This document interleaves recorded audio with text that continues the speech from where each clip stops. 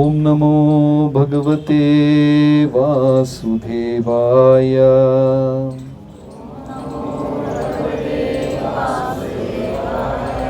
ഓം നമോ ഭഗവതേ വാസുദേവായ.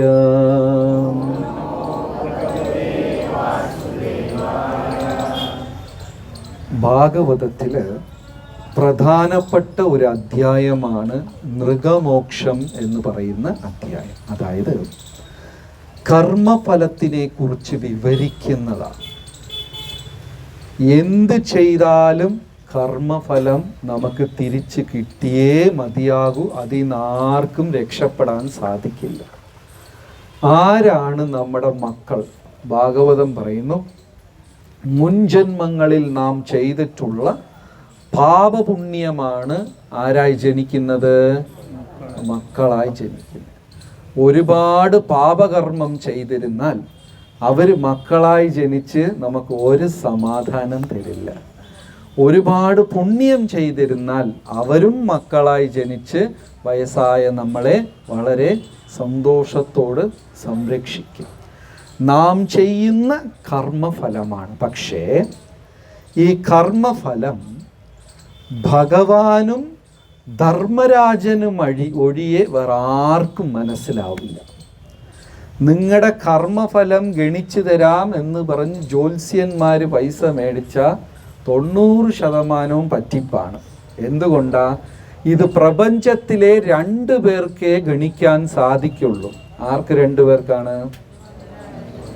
ആർക്കൊക്കെ? ഭഗവാനും ധർമ്മരാജൻ. നമ്മുടെ കൂട്ടത്തിൽ ഒരു അമൽ ഗൗരംഗ പ്രഭു ഉണ്ട്. ജാതകം നോക്കി ആൾക്കാരെയൊക്കെ പറ്റിക്കും. ഉണ്ടോ ഇവിടെ?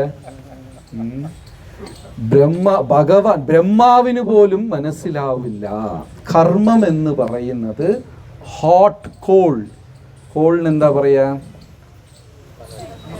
അടുപ്പ് കരിയില്ലേ? അടുപ്പ് കത്തിക്കുന്ന കരി, കൽക്കരി. എന്താ പറയാ അതിന്? അത് കത്തിച്ചു വെച്ച് കൈ തൂക്കി പിടിക്കാൻ പറ്റുമോ? കർമ്മഫലം അതുപോലെയാ. ഇപ്പൊ നമ്മൾ പോകുന്ന വഴിക്ക് ആരെങ്കിലും ചവിട്ടിയാൽ, അറിയാതെ തന്നെ ചവിട്ടി എന്നിരിക്കട്ടെ, അയാൾക്ക് നല്ലോണം വേദനിച്ചു. നമ്മൾ സോറി എന്നൊക്കെ പറഞ്ഞു. പക്ഷെ 10 അടി അങ്ങോട്ട് വെക്കുമ്പോൾ നമ്മുടെ പെരുവിരൽ ഒരു കല്ലിലടിച്ച് നഖം അങ്ങ് ഇളകി കയ്യിൽ നിൽക്കും. ആരെ കുറ്റം പറയാൻ പറ്റും? ആരെങ്കിലും കുറ്റം പറയാൻ പറ്റുമോ? നല്ല സദ്യ കഴിക്കുന്ന നേരത്ത് സ്വന്തം നാവിനെ കടിച്ച അനുഭവം എത്ര പേർക്കുണ്ട്? നല്ല സദ്യയുടെ ഇടയ്ക്ക് നാവിനെ കടിച്ച എല്ലാവർക്കും ഉണ്ട് എക്സ്പീരിയൻസ്. ആരെ കുറ്റം പറയും? ആരെ പറയും? ആരെയും പറയാൻ പറ്റില്ല. കർമ്മഫലം എന്ന് പറയുന്നത് മനുഷ്യർക്ക് മനസ്സിലാക്കാൻ സാധിക്കാത്ത ഒന്നാണ്. ഒരു ചെറിയ രൂപരേഖയിൽ മനസ്സിലാക്കണമെങ്കിൽ നമ്മുടെ പ്രവൃത്തി കൊണ്ടോ വാക്കുകൊണ്ടോ ആർക്കെങ്കിലും ഹൃദയത്തിൽ വേദനിച്ചിട്ടുണ്ടെങ്കിൽ ആ വേദനിക്കുന്നതിൻ്റെ എഫക്റ്റാണ് നമുക്ക് കർമ്മഫലമായി വരിക. എന്തെങ്കിലും മനസ്സിലായോ? ഒന്നും മനസ്സിലായില്ല. അതായത് വലിയ ഇപ്പോൾ വന്നിട്ട് എന്താ പറയുക, നമ്മുടെ രഞ്ജിത്ത് പ്രഭു ഉണ്ട്, കൈ ഉയർത്തി. ഇപ്പം ഈ രഞ്ജിത്ത് പ്രഭുയുടെ പോക്കറ്റിൽ നിന്ന് ഞാനൊരു 100 രൂപ അടിച്ചു മാറ്റി. വെളിയിൽ ഒരു ഭിക്ഷക്കാരൻ ഇരിപ്പുണ്ട്. അയാളുടെ പ്ലേറ്റിൽ ഇരുന്ന് ഞാനൊരു 100 രൂപ അടിച്ചു മാറ്റി. 2 മോഷണവും 100 രൂപയാണ്. പക്ഷെ അത് രണ്ടും സമമാണോ? അല്ല. എന്തുകൊണ്ടാ? അദ്ദേഹത്തിന് 10 ലക്ഷം രൂപയാണ് ശമ്പളം. അതിൽ നിന്ന് 100 രൂപ അടിച്ചു മാറ്റിയ അവർക്ക് എന്തെങ്കിലും വിഷമം വരുമോ? ഇല്ല. പക്ഷെ ഒരു ഭിക്ഷക്കാരൻ്റെ പ്ലേറ്റിൽ നിന്ന് 100 രൂപ എടുത്താലോ അയാളുടെ ചിലപ്പോൾ മുഴുവൻ ദിവസവും കിട്ടുന്നത് അത്രയായിരിക്കും, അല്ലെങ്കിൽ ഒരാഴ്ച കിട്ടുന്നത്. രണ്ടും കണക്കിൽ ഒന്നാണെങ്കിലും ഫലത്തിൽ വേറെയാണ്. അതുകൊണ്ട് കർമ്മഫലം എന്ന് പറയുന്നത് ഒരാളെ പോലെ ഇനിയൊരാൾക്ക് ഉണ്ടാവുകയേയില്ല. അതുകൊണ്ട് നമ്മൾ നമ്മുടെ ജീവിതത്തിനെ ഇനിയൊരു വ്യക്തിയുമായിട്ട് താരതമ്യം ചെയ്യുന്നത് ഏറ്റവും വലിയ മണ്ടത്തരമാണ്. നമ്മളൊക്കെ വിചാരിക്കും, ഓ ആ മനുഷ്യന് നോക്ക് ഒരു കഷ്ടപ്പാടും ഇല്ല, ഈ വ്യക്തിക്ക് നോക്ക് അങ്ങനെയാണ്. നമ്മൾ നമ്മുടെ ലൈഫിനെ ഇനിയൊരാളുമായിട്ട് എന്ത് ചെയ്യാൻ പാടില്ല? കാരണം അവർ അനുഭവിക്കുന്ന കർമ്മഫലം വേറെയാണ്, നമ്മൾ അനുഭവിക്കുന്ന കർമ്മഫലം വേറെയാണ്. നമ്മളടുത്ത് ഒത്തിരി പേര് പറയാറുണ്ട്, പ്രഭുവിനൊക്കെ എന്താ ബുദ്ധിമുട്ട്, കുടുംബവും ഇല്ല, കുട്ടിയില്ല, ഇങ്ങനെ നടന്നാ പോരെ. ബ്രഹ്മചാരിമാർ വിചാരിക്കും അവരെല്ലാം എന്ത് സന്തോഷമായിരിക്കുന്നു. ഇത് ഒരിക്കലും ഒരാൾ അപ്പുറത്തുള്ള ആളെ എന്ത് ചെയ്യാൻ പാടില്ല, നമ്മളെല്ലാവരും അനുഭവിക്കുന്നത് നമ്മുടെ കർമ്മഫലമാണ്. അത് ഭഗവാൻ തെളിയിച്ച സ്ഥലമാണ് ഈ സ്ഥലം, നൃഗമോക്ഷം. മഹാരാജ ഭാഗവതത്തിൽ മനോഹരമായ ഒരു കഥ, നൃഗ എന്ന ഒരു ചക്രവർത്തി ഉണ്ടായിരുന്നു. എന്താ പേര്? നൃഗ. ഈ രാജാവ് ഒരു മഹാധർമ്മിഷ്ഠനാണ്, വലിയ ദാനധർമ്മമൊക്കെ ചെയ്യുന്ന ആളാണ്. ഓപ്പണാക്കിയോ? ഹരേ കൃഷ്ണ. മൃഗമഹാരാജാവ് വലിയ ധർമ്മിഷ്ഠനാണ്. അതായത് തനിക്കെന്ന് ഏതും മാറ്റിവെക്കാതെ എല്ലാം ദാനം ചെയ്യുന്ന ഒരു വ്യക്തിയാണ്. ജീവിതത്തിൽ പ്രാധാന്യം കൽപ്പിക്കുന്നതിനെ ദാനം ചെയ്യുന്ന ഒരു വ്യക്തിയാണ് മൃഗമഹാരാജ്. നമ്മളൊരു ദാനം ചെയ്യുമ്പോൾ ഇഷ്ടമുള്ളതിനെ ദാനം ചെയ്യോ, ഇഷ്ടക്കുറവുള്ളതിനെ ദാനം ചെയ്യോ? ഇഷ്ടക്കുറവുള്ളതിനെ നമ്മൾ ദാനം ചെയ്യും. പക്ഷെ യഥാർത്ഥ ദാനം എന്ന് പറയുമ്പോൾ നമുക്ക് ഏതാണോ കൂടുതൽ ഇഷ്ടം അതിനെ കൊടുക്കുന്നതാണ് യഥാർത്ഥ ദാനം. ചൈതന്യ മഹാപ്രഭുവിന് സഹോദരൻ ഉണ്ടായിരുന്നു. എന്താ പേര്? മഹാപ്രഭുയുടെ സഹോദരന്റെ പേര് വിശ്വംഭരന. മറ്റേ സ്ഥലമല്ലേ, ഇവിടെ വരൂ. അല്ല, വീണ നമുക്കാവൻ വരും. അപ്പോ വിശ്വരൂപൻ വിശ്വംഭര സ്ഥലമില്ലേ? ഓക്കെ. ചൈതന്യ മഹാപ്രഭുയുടെ സഹോദരന്റെ പേര് വിശ്വരൂപൻ. ഒരു ദിവസം ചൈതന്യ മഹാപ്രഭുയുടെ വീട്ടിൽ ഒരു സന്യാസി ഭക്ഷണത്തിനായി വന്നു. അതൊരു വലിയ കാര്യമാണ്. ആധ്യാത്മികതയിൽ വേണ്ടി ജീവിതം ഒഴിഞ്ഞു വെച്ചവർക്ക്, സന്യാസിവര്യന്മാർക്ക് നമ്മൾ വീടുകളിൽ ക്ഷണിച്ച് ഒരു നേരം ആഹാരം കൊടുക്കുക, അവർക്കൊരു വസ്ത്രം കൊടുക്കുക, കുറച്ച് പഴം കൊടുക്കുക, യാത്രാക്കൂലി കൊടുക്കുക, ഇതെല്ലാം നല്ല ഒരു സേവയാണ്. അപ്പം അന്ന് കാലത്ത് മഹാപ്രഭുയുടെ വീട്ടിൽ ഇങ്ങനെ ഒരു സന്യാസി വന്നു. സന്യാസിക്ക് മഹാപ്രഭുയുടെ അച്ഛനും അമ്മയും വേണ്ടവണ്ണം സൽക്കരിച്ചെല്ലാം ചെയ്ത് തിരിച്ചു പോകുമ്പോൾ അങ്ങക്ക് എന്ത് ദക്ഷിണ വേണം എന്ന് ചോദിച്ചു.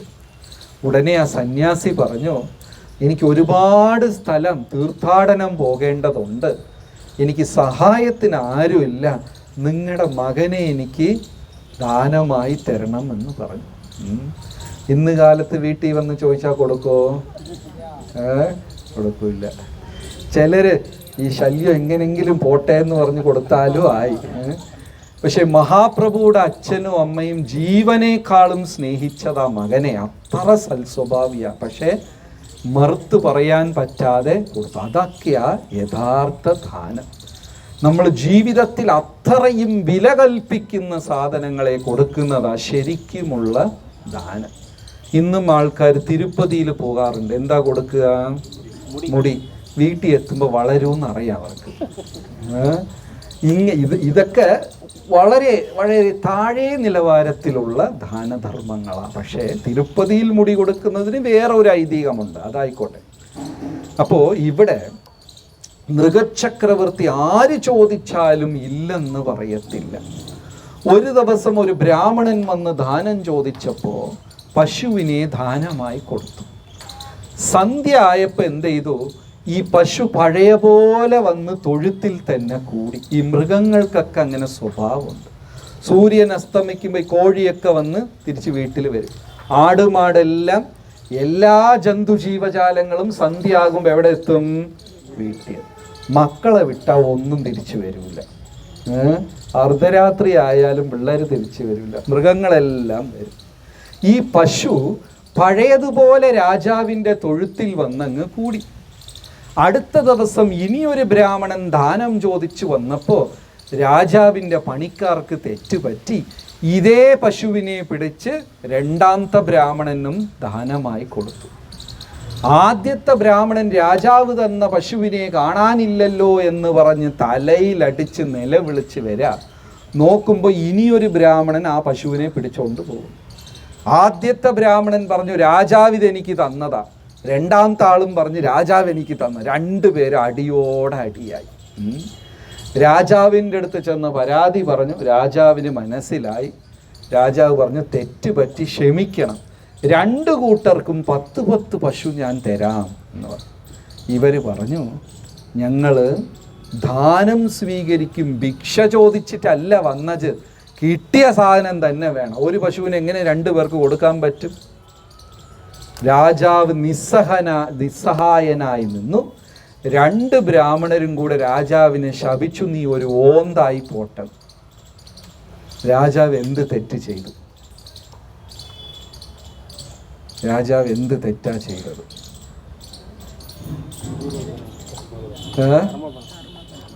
ഭയങ്കര കുഴപ്പമായി ലോകത്ത് ജീവിക്കണം. ആരെയോ നമ്മൾ സഹായിച്ചു, പണം കൊടുത്തോ നല്ല കാര്യം ചെയ്തോ സഹായിച്ചു. ഇന്നവർ നമ്മളെടുത്ത് മിണ്ടില്ല, നമ്മുടെ ശത്രുവ. അങ്ങനത്തെ അനുഭവം എത്ര പേർക്കുണ്ട്?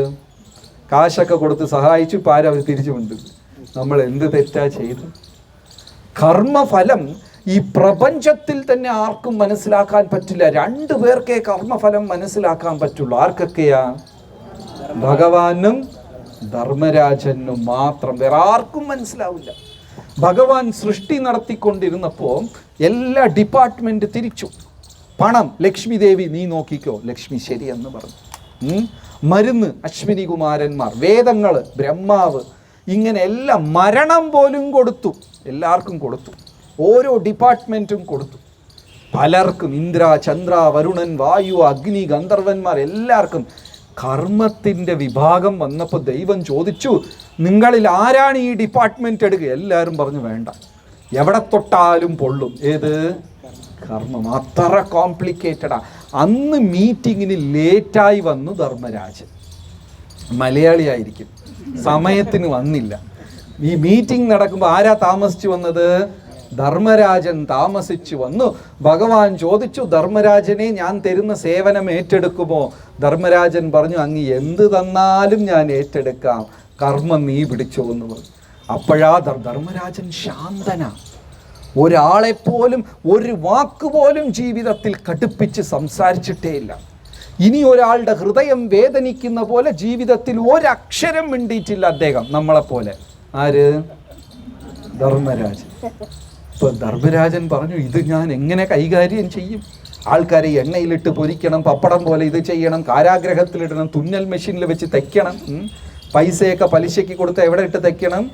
സൂചിമുഖം എന്നൊരു നരകമുണ്ട്, അവിടെ തുന്നൽ മെഷീനിൽ വെച്ച് തച്ചെടുക്കണം. മത്സ്യമാംസാദികൾ കഴിച്ചവരെ എണ്ണയിലിട്ട് പൊരിക്കണം. നമ്മുടെ കൂട്ടത്തിൽ ആരെങ്കിലും ഉണ്ടോ? എണ്ണയിലിട്ട് പൊരിക്കണം. 24, 27 തരം നരകങ്ങൾ. അന്ധതാമിശ്രം, തഥൈവം, രൗരവം, കുംഭീപാക്കം എന്നൊക്കെ പറഞ്ഞ് ധർമ്മരാജൻ പറഞ്ഞു ദൈവമേ എന്നെ കൊണ്ട് ഇതൊന്നും പറ്റില്ല, ആൾക്കാരെയൊക്കെ ഇതൊക്കെ എനിക്ക് പറ്റില്ല. ഭഗവാൻ പറഞ്ഞു ധർമ്മരാജ ആരുമേ നിന്നെ ചോദ്യം ചെയ്യില്ല, നിനക്ക് പൂർണ്ണ സ്വാതന്ത്ര്യം തരുന്നു. അപ്പം ഈ ധർമ്മരാജൻ പതുക്കെ പാതാള ലോകങ്ങളിൽ ഇറങ്ങി വന്ന് കർമ്മത്തിൻ്റെ ഡിപ്പാർട്ട്മെൻറ്റ് എടുത്തപ്പോൾ ആ സൗന്ദര്യമായ മുഖം ഘനത്ത് കറുത്ത് ചെമ്പ് നിറത്തിൽ യമനായി മാറി. തിരിച്ചദ്ദേഹം ഉപരിലോകത്തിൽ പോകുമ്പോൾ ധർമ്മരാജനായി ശാന്തനായി മാറും. നരകത്തിൽ വന്ന് കോടതിയിൽ ജോലി എടുക്കുമ്പോൾ ഏത് രൂപം വരും? യമൻ്റെ. ഒരാളാ 2 മുഖം. യമധർമ്മൻ, അത് ധർമ്മരാജൻ. രണ്ടും വേറെ വേറെ. ജോലി എടുക്കുമ്പോൾ യമനായി കാണുന്ന മാത്രയിൽ തന്നെ ആൾക്കാരുടെ പ്രാണൻ പോകും, അത്രയും ഭയാനകമായ ഒരു രൂപം. അപ്പോൾ ഇങ്ങനെ ശിക്ഷ. ഇവർ 2 ബ്രാഹ്മണരും കൂടെ ചേർന്ന് രാജാവിനെ ശപിച്ചു.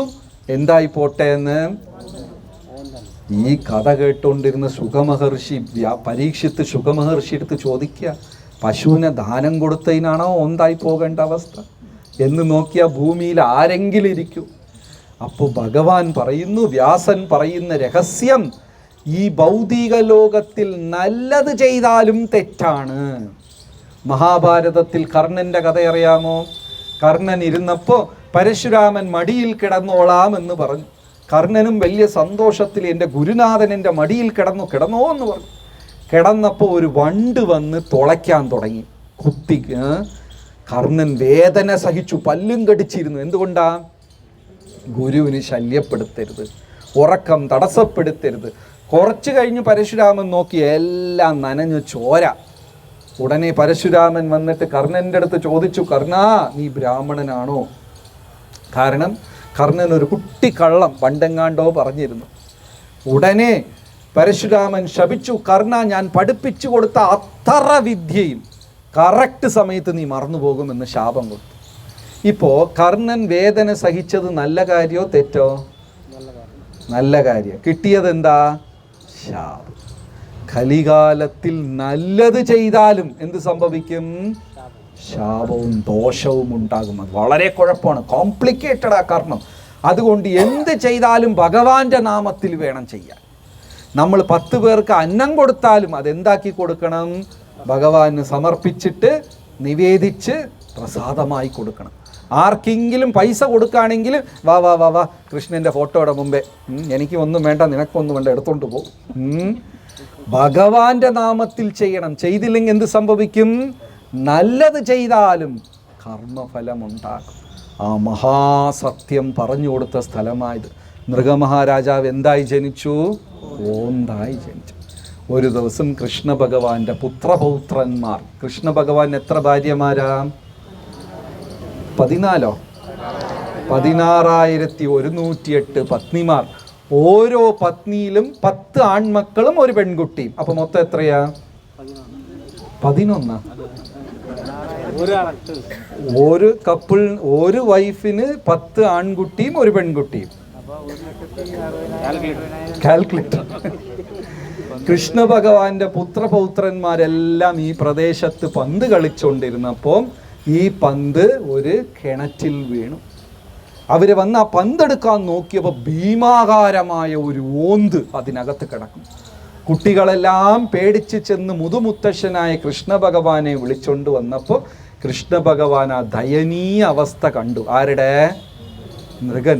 ഒരു തെറ്റും ചെയ്യാതെ യുഗങ്ങളായി എന്ത് രൂപത്തിലിരിക്കുകയാണ്? ഓന്തിൻ്റെ രൂപത്തിൽ. ഉടനെ ഭഗവാൻ ആ ഓന്തിനെ പിടിച്ച് വെളിയിലെടുത്തു. ഭഗവാൻ തൊട്ട നിമിഷം അദ്ദേഹത്തിൻ്റെ ശാപമെല്ലാം പോയി സുന്ദരമായ തേജസ്വിയായ ഒരു രൂപത്തിൽ മൃഗന് ഇവിടെ ഇരുന്ന് വൈകുണ്ഠപ്രാപ്തി, മോക്ഷപ്രാപ്തി കിട്ടിയ സ്ഥലം, പുണ്യഭൂമിയാണ്. അപ്പോൾ ചിലരൊക്കെ പറയും, ഞാൻ എൻ്റെ ജീവിതത്തിൽ ആരെയും ദ്രോഹിച്ചിട്ടില്ല, ഞാൻ ആരെയും പറ്റിച്ചിട്ടില്ല, ഞാൻ ആരെയും ചതിച്ചിട്ടില്ല, ഞാൻ കള്ളം പറഞ്ഞിട്ടില്ല. ഇങ്ങനെയൊക്കെ പലരും പറഞ്ഞു കേട്ടിട്ടുണ്ട്.